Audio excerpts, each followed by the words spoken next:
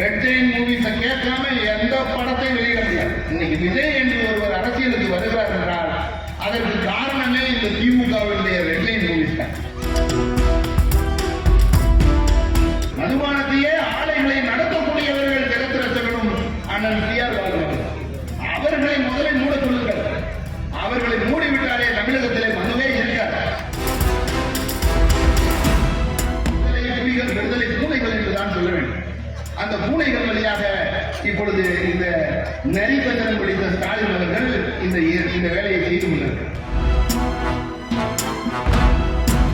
நாட்டிலே 5000 கோடி 6000 கோடி கொள்ளையடித்து விட்டு வெளிநாட்டிலே போய் செட்டில் ஆகிறதெல்லாம் விட்டுட்டீங்க. பாவம் ஏதோ ஸ்கூல்ல பேசுறாங்க. அவனை அப்படி கூப்பிடுறாரு. அந்த பொய்யாமொழி பொய்மொழியா? அன்பில் பொய்மொழி.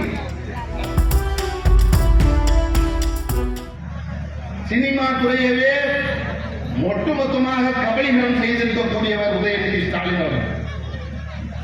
ரெட் ஜெயின் மூவிஸை கேட்காம எந்த படத்தையும் வெளியிட முடியாது. இன்னைக்கு விஜய் என்று ஒருவர் அரசியலுக்கு வருகிறார் என்றால் அதற்கு காரணமே இந்த திமுகவுடைய ரெட் ஜெயின் மூவிஸ் தான்.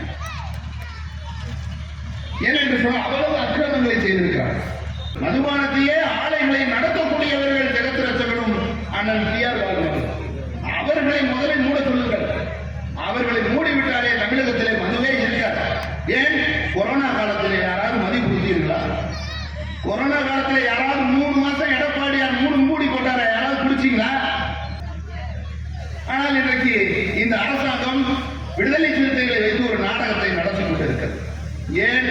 விஜய்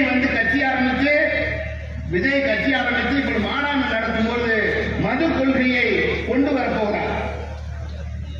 மது ஒழிப்பேன், நான் முதலமைச்சரானால் மதுவை தமிழ்நாட்டிலே ஒழிப்பேன், முதல் கையெழுத்தே அதுதான் என்று சொல்ல போகிறார். அதை உளவுத்துறை மூலமாக தெரிந்து கொண்டுதான் இந்த விடுதலை சிறுத்தை இப்பொழுது விடுதலை சிறுத்தைகள் வாரியாக விடுதலை புலிகள் விடுதலை பூனைகள் என்றுதான் சொல்ல வேண்டும். அந்த பூனைகள் வழியாக இப்பொழுது இந்த நரிபந்தனம் பிடித்த ஸ்டாலின் அவர்கள் இந்த வேலையை செய்து கொண்டிருக்கிறார்.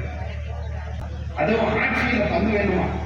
ஆட்சியிலே பங்கு என்று திமுகவிடம் போய் கேட்க முடியுமா?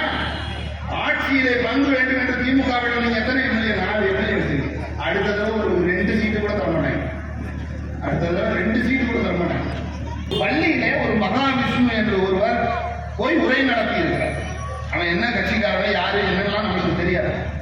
அவன் என்னப்பா தப்பா பேசிட்டான்? ஒரு தப்பா பேசல. ஏதோ முன்னோர்கள் தன்னுடைய மறுபிறவி அதெல்லாம் பத்தி பேசியிருக்காரு. இருந்துட்டு போட்டுமே.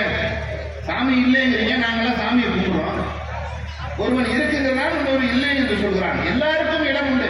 ஜனநாயக நாட்டிலே எல்லாரும் கருத்துக்களை சொல்வதற்கு உரிமை உண்டு.